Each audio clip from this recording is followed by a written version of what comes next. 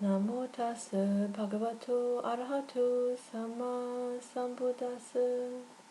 Hello and welcome. Thanks for joining me. I have a story that the Buddha told a long time ago about a father and son who went to a festival.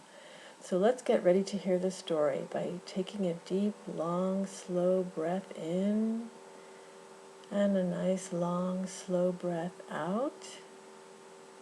And another deep breath in and a long, slow breath out. And now a question before the story. Have you ever been told by a parent or a teacher that you're doing something wrong and you thought, but I want to do it my way? Okay, so we're ready to hear the story. It's called The Drum Beat. Once there was a man who was a drummer in a small village. He heard about a big festival in the city and he thought that he could play his drum at the festival to make some money. So he decided to go to the festival with his son, who was learning to play the drum, so they could play the drums together. They got up very early in the morning and walked for hours on a lonely road through a forest until they finally arrived in the city. There was so much to see, many people from all the surrounding villages dressed in their best clothes, and many different types of foods that people were selling, and groups of wonderful drummers.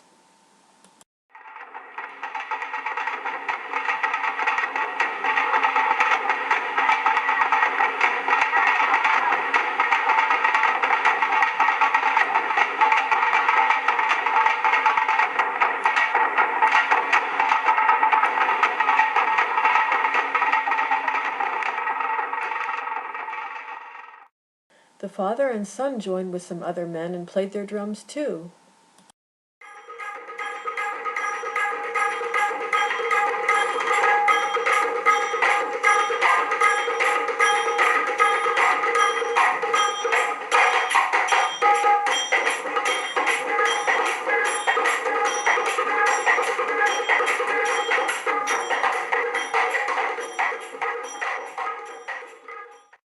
The people enjoyed the father and son playing their drums, so the people gave them a lot of money in appreciation.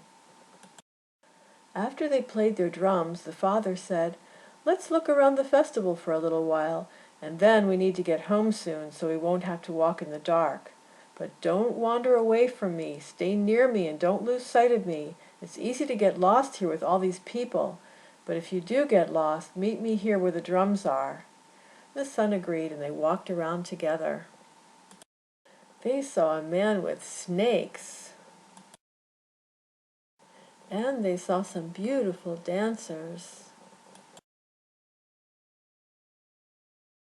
And they even saw horse races. That was exciting. Then the son saw an elephant some distance away. He had never seen an elephant before. He really wanted to go see it, so he started walking toward it, but keeping his father in sight. His father was talking to some men, and the son didn't want to be bored standing around with them. So he got close enough to see the elephant clearly, but then its owner started walking away with the elephant. The boy wanted to watch the elephant. It was so interesting. So he slowly walked along with the elephant. Soon he couldn't see his father anymore. But he thought, I know where he is. I'll find him again. He fed the elephant a banana, and that was so thrilling. He just wanted to watch the elephant's every move. After some time, the elephant's owner led it outside the city to go back home. The son raced back to where he last saw his father, but he wasn't there. So he went back to where the drums were, and his father wasn't there either. He started to feel bad that he'd wandered away, disobeying his father. Soon he began to even panic, worrying that he had upset his father. Where was he? Finally, he found his father walking quickly, looking for him. "Son, why did you walk away? I waited for you by the drums for a long time and you didn't meet me here." He wanted to explain, "But Dad, I saw an elephant and I wanted to see him up close and I even got to feed him." But he didn't want to just give excuses. He had made his father worried and upset, and he felt ashamed that he didn't follow his father's directions. He should have at least told his father that he wanted to see the elephant, but he hadn't told him that. So he just said, "I'm sorry, Dad." The father said, "It's past time to start walking back home. It's getting late and soon it'll be getting dark." They had to walk a long way back through the forest. The father told his son, "Now watch out for robbers. They could be hiding behind the bushes and then suddenly run out and catch us and steal all our money." The son was thinking, "Oh, Dad, you're always worried." But he didn't want to say anything disrespectful. The father said, "Many people have been robbed when they walked down this road." The son didn't want to think about that. He started playing his drum. He was learning new ways to play the drum and to play faster in many different ways. He loved his new talent and wanted to see how fast he could play. He just loved playing the drum fast and loud.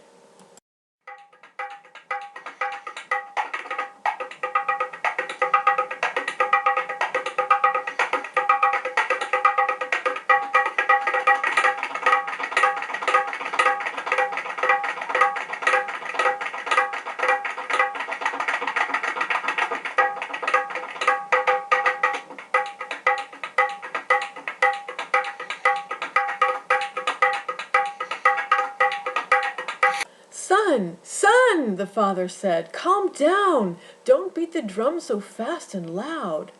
But the son said, "But why? I want to play it like this." He felt brave with his wild drum playing. He thought he could protect himself and his father from the robbers better if he beat loudly on the drum.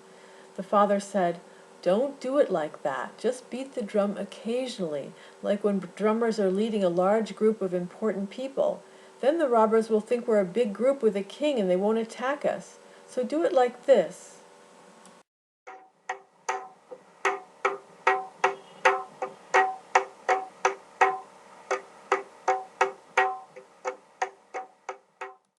The son said, "But that's boring. I don't like it. I want to play like a professional drummer." His father was very disappointed hearing his son disrespecting his advice, so he was silent. The son slowed down his drum playing for a little while, and then he started playing faster and faster. He didn't like hearing someone tell him he's wrong, not even his father. He thought, "Anyway, I'm sure that robbers would be more scared by a lot of noise, so I'll beat my drum really loud and fast so they'll stay away." So he beat the drum furiously, imagining anyone on the path would be scared away by the loud pounding on the drum. He ignored his father's advice.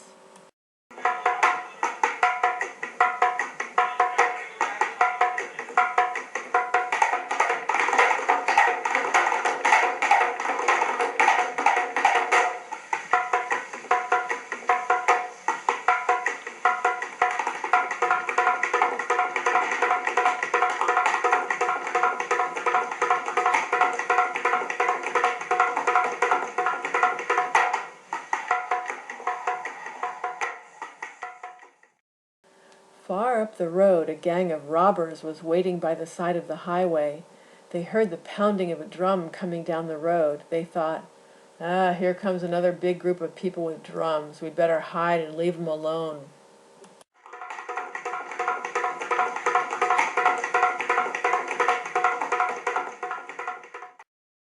But as the drumming came closer, the robbers listened to the fast, loud beat, and one of them said, "This sounds like a person who's scared, like a frightened little dog barks loud and fast when he's scared." Another robber said, "Yeah, with such a scared drummer, that's no king or big group coming. Let's go take a look." So the robbers peeked out from behind some trees and saw the father and son with their drums alone on the road. The robbers rushed out from behind the trees and pushed the father to the ground. They grabbed his bag and robbed them of all the money that they'd earned at the festival. So the father and the son trudged home with no money and very disappointed. And that's the end of our story. So now I have some questions for you. How did the boy disobey his father at the festival? He wandered away from his father, right? And why didn't he follow his father's instructions? Because he was distracted by the elephant. When they were walking home, what did the father tell his son that he was doing wrong? He was playing the drum too fast and loud, right? And how did the father instruct him that he should play it? Slow, like when a king is coming, right? And what did the son say? He said it's boring and he didn't like it. He wants to play it like a professional. So did the son follow his father's instructions? Yeah, at first he played slower, but then he played fast and loud again. And why did the son do what his father advised him to do? Because he thought he knew better how to scare away the robbers, right? So let's hear what the Buddha said. When someone points out your mistakes, let him correct you, teach you, and prevent you from doing something wrong. This kind of person is loved and appreciated by good people, but hated by selfish people. So let's talk about what we've learned. The son in the story got distracted by the elephant, and he forgot to keep sight of his father. He just thought he would find his father later. And like the son in the story, sometimes when we are given directions, sometimes we might forget to follow them because we get distracted. We find something that we'd like to do instead, and we just think we can follow directions later. But then in the story, what happened? The son was so worried about finding his father, and he caused his father to get upset. So similarly, we might cause trouble for ourselves and others when we forget to follow directions or when we think we can just do it later. And sometimes we're given instructions and we don't want to follow them. We have our own idea that we think is better. Like in the story when the boy's father said, "Don't beat the drum like that," he was criticizing the way the boy was drumming. And the boy didn't like to hear someone tell him that he's doing something wrong because he was proud of the way he played his drum. So how do you feel when someone tells you, "Don't do it like that, do it like this," or "How about doing it like this instead?" Maybe it depends on who is telling you. How do you feel if a teacher tells you, or a parent? Or how about if a friend or a sister or brother says you're doing something wrong? Maybe sometimes you think you know better. Also, how you feel might depend on whether you're just learning something new, and then maybe you don't mind hearing some advice. But if you think you're good at something, maybe you don't want to hear someone else's advice or ideas. Now, some people think they're always right and they don't want to listen to others' advice. They can't take criticism, and that's arrogance. And sooner or later they end up getting hurt or embarrassed from doing things wrong. So we don't want to be like that. But sometimes we too don't like it when we're told we're wrong. We like to be right, we like to know better, and we like to show others that we know how to do things. But still, even though we may be very intelligent and talented and think we know best, if a parent or a teacher or older relative gives you instructions or tells you what to do or how to do something, you shouldn't ignore it. Don't be like the boy in the story who ignored his father's instructions, because that can cause all kinds of problems. And even if it's not instructions from a teacher or a parent or an older family member, but just someone else giving us advice or telling us to do something in a different way, we should at least listen to the advice, be open to it, and appreciate it. Because if the other person turns out to know better than we know, then we can avoid the problems of doing something wrong. Another reason why we should appreciate advice is we might learn something new or a better way to do something. We can correct our mistakes. They may have learned something that we didn't learn yet. They may have a different perspective or a different way of doing things. So we should be grateful to the person who gives us advice, even if we really didn't want the advice. He may have saved us from wasting a lot of time or from a big embarrassment. And even if we think the advice is wrong, it's still polite and respectful to at least listen to it.